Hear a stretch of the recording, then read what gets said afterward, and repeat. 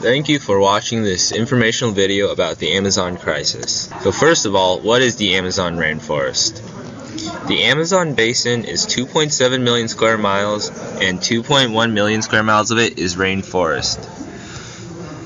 This size is almost as large as the 48 contiguous states. It goes through several South American countries such as Brazil, Peru, Ecuador, and Bolivia. 40% of the world's rainforest is in the Amazon rainforest. It also produces 20% of the world's oxygen and 2/3 of the world's fresh water. Now that you know some facts about the Amazon, what's it like to live there? So first of all, the Amazon rainforest gets about 100 inches or 200 centimeters of rain every year. It rains about 90 days per year. The average temperature is 20 to 34 degrees Celsius. It receives some of the most sunlight on Earth because it is very close to the equator. The top layer or canopy receives most of the sunlight, while the ground layer barely gets any. The average humidity there is between 77 and 88%. The air and climate are both very, very warm. The Amazon rainforest is one of the most biodiverse areas in the world. On your screen here is an example of a food web, which is small in comparison to the many animals and species. In this food web, the primary producers are nuts, fruits, leaves, bamboo, bananas, coconut trees, and phytoplankton. The primary consumers are insects, worms, fruit bats, snails, lizards, monkeys, chimpanzees, macaws, parrots, agoutis, birds, squirrels, and river insects. The secondary consumers are piranhas, frogs, and fish, while the tertiary consumers are bush dogs, tigers, alligators, leopards, and anacondas.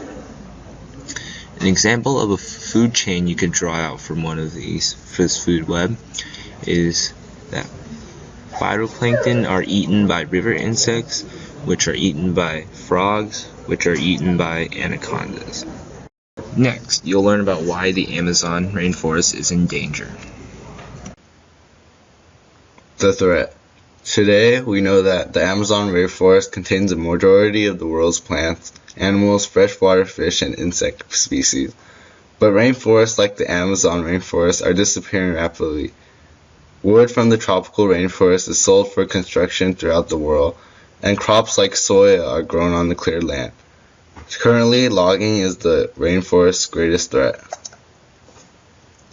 The Amazon rainforest has already lost an area equal to Belgium. Agricultural land conversion, including the cultivation of crops, grazing of cattle, and fire, have started the process of deforestation.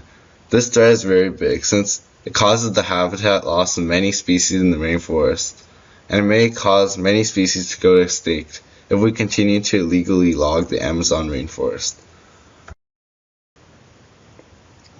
This chart shows the estimated forest loss annually in square miles of the Amazon rainforest.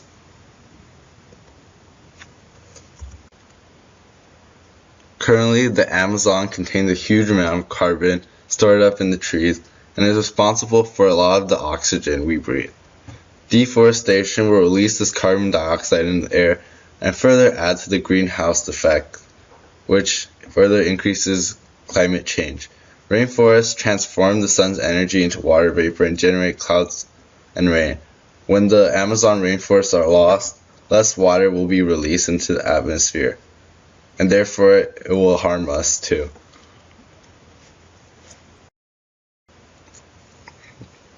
Why do we log in the first place? Logging corporations aren't logging just for the fun of it. They have to supply us, the human race, with a variety of consumer goods, because that's how they make a living. Logging goes to consumer goods like toothpaste, chocolate, paper products, animal foods, structural building material, and more. This diagram shows many of the goods we get from logging today, but there are always other methods to obtaining these goods too. Next, we will propose solutions and other methods to get goods like these. Okay, so the solution for this problem is that since the large logging corporations are the ones responsible for the cataclysmic deforestation of the Amazon, then they also have the responsibility to protect them. Almost 2/3 of the Amazon is being logged, burned, and destroyed to provide grazing pastures for cows and farmland. This issue is very difficult to address due to the fact that the agriculture and cattle being produced there is being used to support millions of people around the world. The only current possible way to manage or at least slow down the deforestation is through the power of the Brazilian government. The Brazilian government holds the power to control these large corporations. They are intransigent in negotiations because the corporations must pay to use land from the Amazon, and so they would rather ignore persistent requests that would make them lose money. Therefore, the fate of the Amazon rests in the government. If the world is concerned at all about the following species, almost tangent to meaningless eradication, and if humane values overrule selfishness, then the Amazon territory most definitely will be preserved as a commemoration of the world's collaboration. To represent this, we use a quote from Brightwing: "Do not pity their suffering, fear it, for their contributions in your prosperity and very existence will only be revealed once they are but a fragment of the past." Just like the often discarded words of a sentence, once gone, everything collapses into chaos. So what can be done?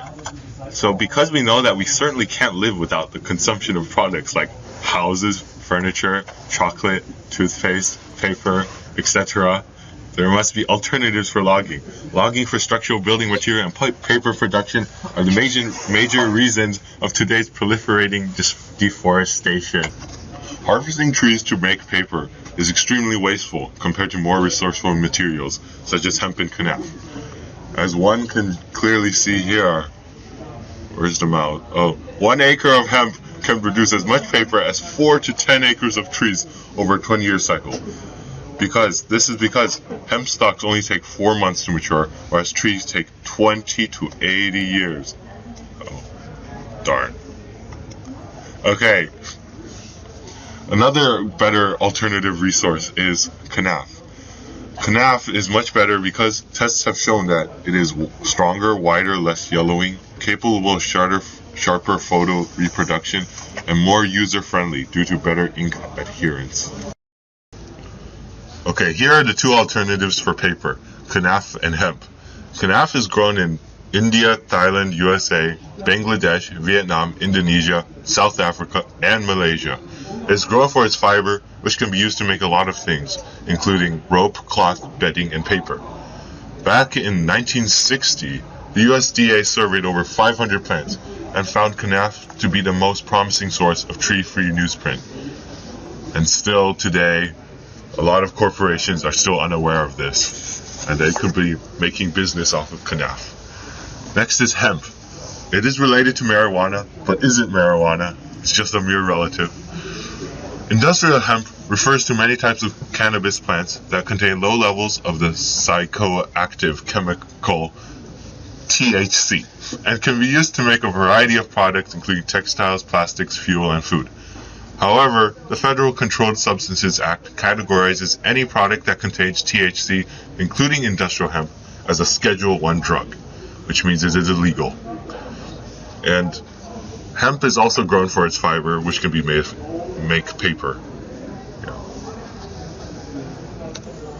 Next is the alternative structural materials for lumber. Lumber may be replaced with other materials such as concrete, stone, or straw bale as structure components. However, Homosode is a much more resourceful, recyclable material that is chemical-free and can be used for many structural materials ranging from exterior structure board to interior paneling. Another alternative to lumber is gypsum board. Gypsum board, aka plasterboard, is commonly used to make interior walls and ceilings. And these are the two alternatives, Homosode and gypsum board.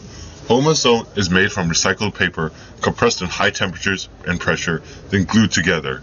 Homosode is used for its strength, durability, and absorbency. Homoso is often used for model railroading because it has a noise deadening characteristic, lightweight, and retention of form. And it also is very good against termites. The next is gypsum board, also known as drywall or Gibraltar board. Gypsum board is made from the mineral gypsum, which is currently being mined in more than 20 countries, the top 4 being China, Spain, and Iran. Gypsum board is usually preferred over Homoso because it's fire and mold resistant, unlike most wood foundations. Gypsum board can also be easily installed due to its lightweightness and is also very durable. If large corporations do as this podcast says, large quantities or up to 30% of the Amazon rainforest would be spared. These alternatives could even become a possible consumer crave that just might start new, greener businesses. Thanks for watching.